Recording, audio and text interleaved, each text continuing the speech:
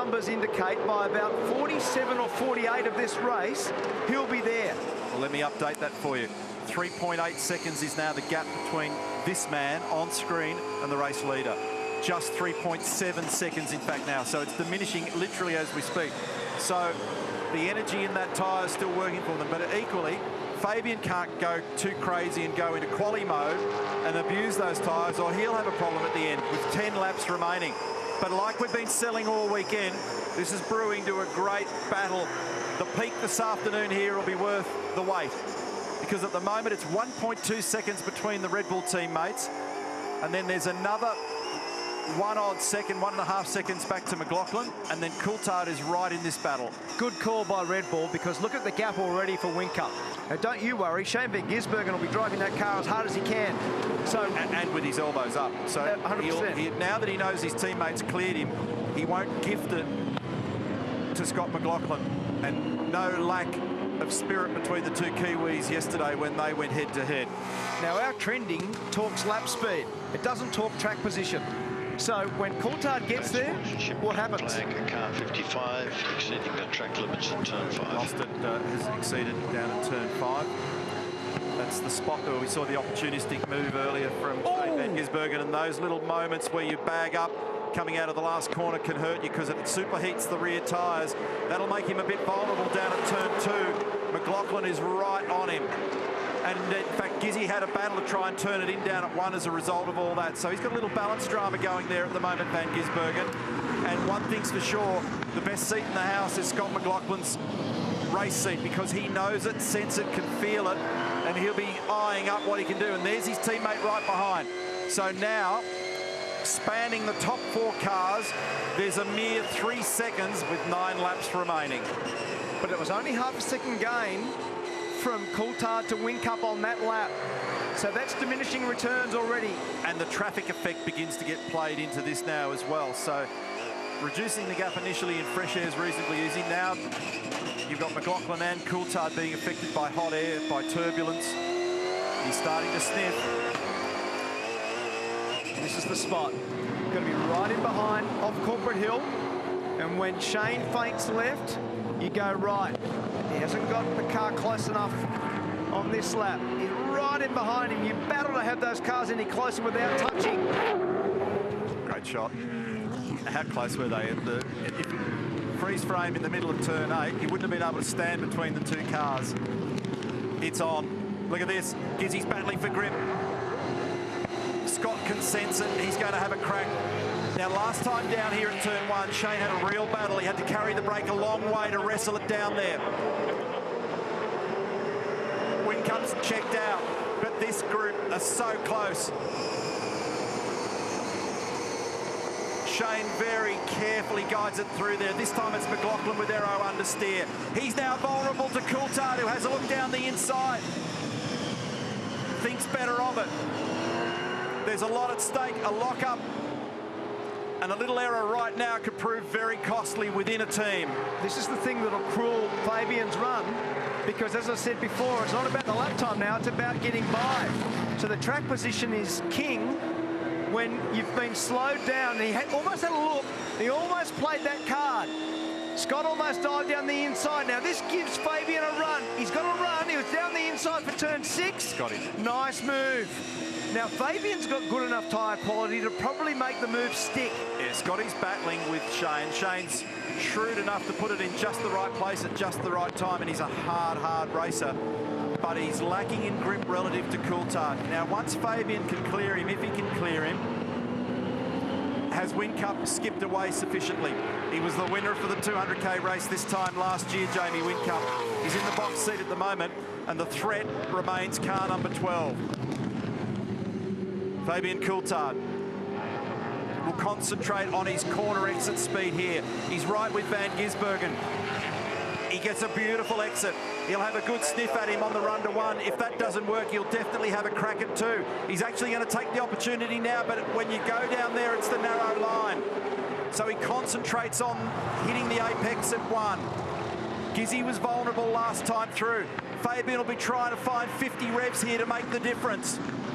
Not able to get the job done. Probably went a bit too early on the run down to turn 1, but what a great battle. And you've got Mostert not far behind this as well. Exactly. And what to do for the championship? Whincup leads. Watch this, because he's very close. Look at Mozzie in the background here. Sorry, Mark, but just I sense that Coulthard's going to have a crack here, and something's going to boil over in this group at the moment. Remember what Van Gisbergen did earlier at turn 5. It's out to 5 seconds now. Whincup over Van Gisbergen on the run down towards turn 6. Mostert, he's ready to pounce if anybody makes a mistake. He's got fresher tyres as well. He and Fabian Coulthard pitted much later. Two of the best operations in global motorsport, Red Bull and Shell V-Power Racing. Yesterday there was a boil over between them. They've got great drivers, great engineers, great crews, great cars, and look at them all locked in combat. And then the spoiler in all this is ProDrive, because they've lifted massively in recent races and they've got tremendous pace as well. So Mostert is in this.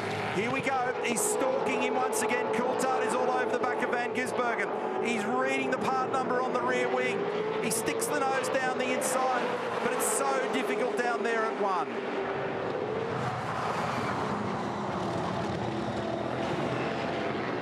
He's got the run. He's got the run. He's got a run then. He come off the corner nicely.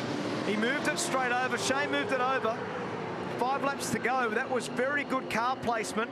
And look at the gap for Whincup. And it's changing the complexion of the race.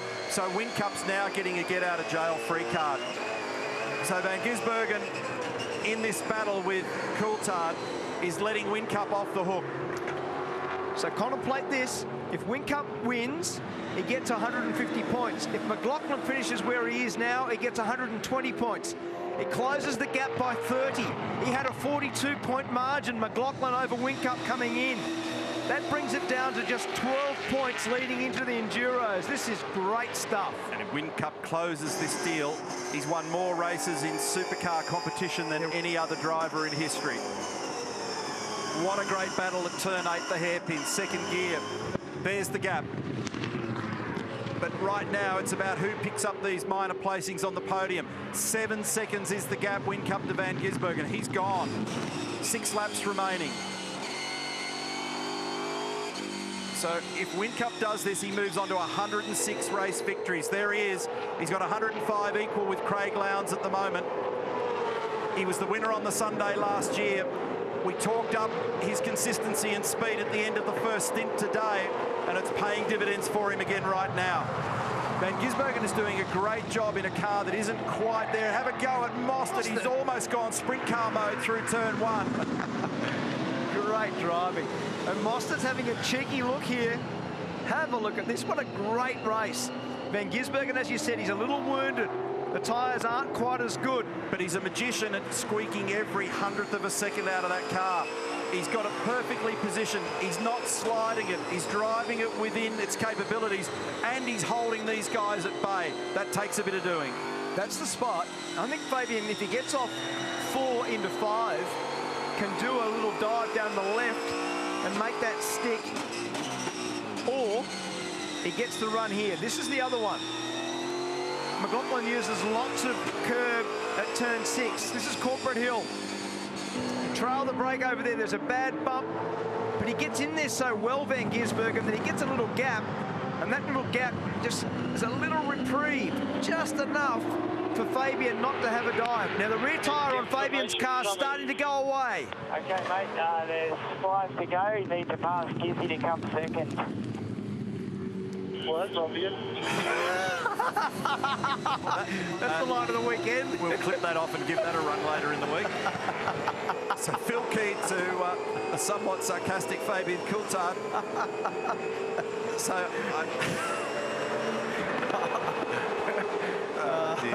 they've got an unusual relationship, those two, but what it does do is convert to speed. They generated a race win between each other yesterday. So 8.2 seconds now, Whincup over Van Gisbergen, 4 laps remaining, so Jamie's away. But we still not resolved positions 2, 3 or 4. Okay, if you need to work on drive, then we will go for red 14 or red 13, please. Red 14 or 13.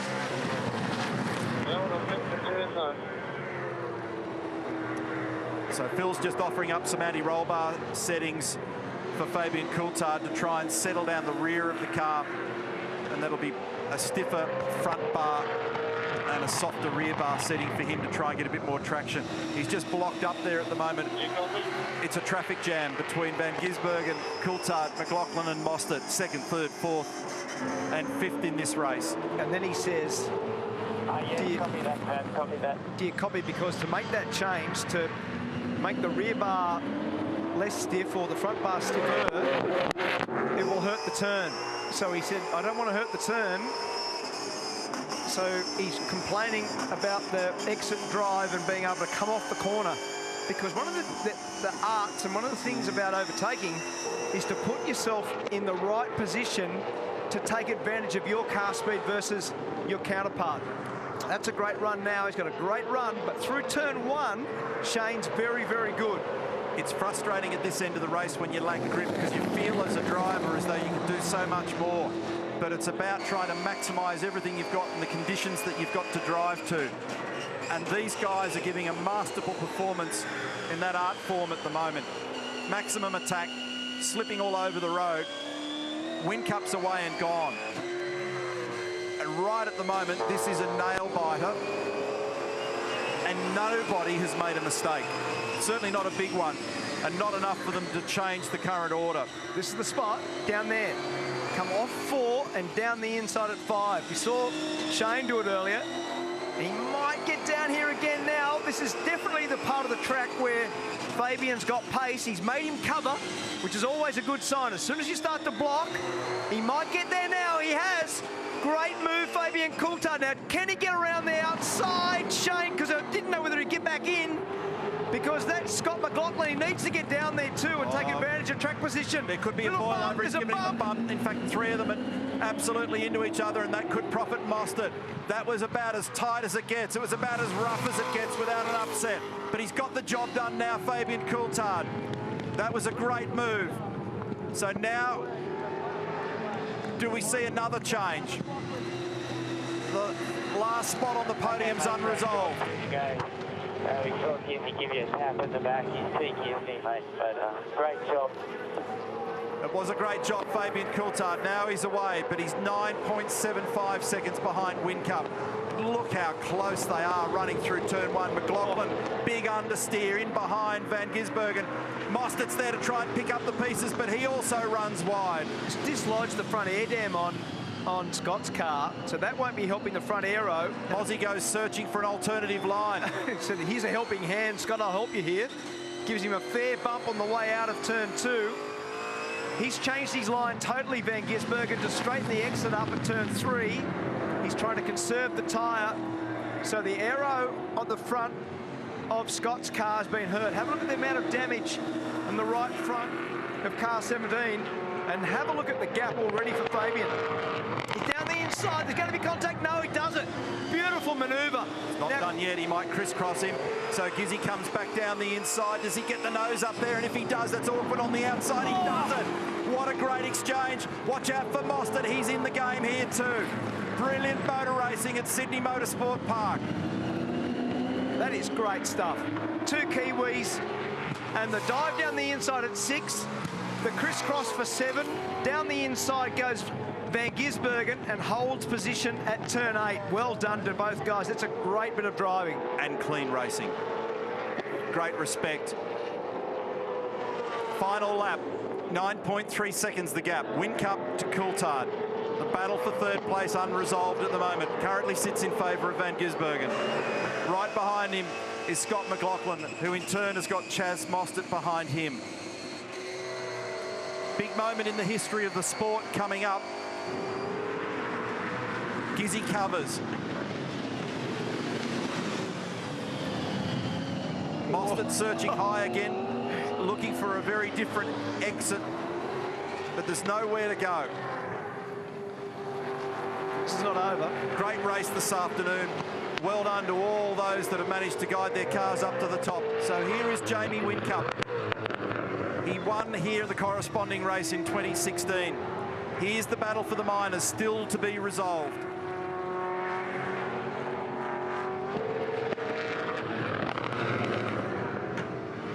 Is he going to get him? Has he got many more opportunities? He gives him a shove, and here goes Mozzie. Mostert's going to get up on the outside as the push and shove starts all over again, but they stay back line astern. Unbelievable. Van Gisbergen hanging on, brakes are locking. McLaughlin's right in there. Mostert searches high and low. A couple of corners remaining. If Van Gisbergen can keep it glued together, it's done. But on his 425th supercar race, Jamie Whincup enters the record book as the greatest winner of all time in supercars. Great job. That was an amazing performance. His 106th victory in a supercar. That's an all-time win for Whincup. To the line, Coulthard, followed by Van Gisbergen, followed by McLaughlin. That gap is nothing. And what a superb performance to break the record at Sydney Motorsport Park for the 34-year-old Jamie Whincup. What a superstar effort it was again today. 106 victories. And he drove superbly. He was certainly helped by the battle behind him, but don't take anything away from his effort. And again, at this place, just like the Sunday of last year, he takes a lot of beating when it comes to Sydney Motorsport Park and the way he looks after the tyre, Neil. Another great drive. Yeah, beautiful drive, big moment. 4 times a Bathurst winner, 6 times a supercar champion, and now the all-time winner in supercars.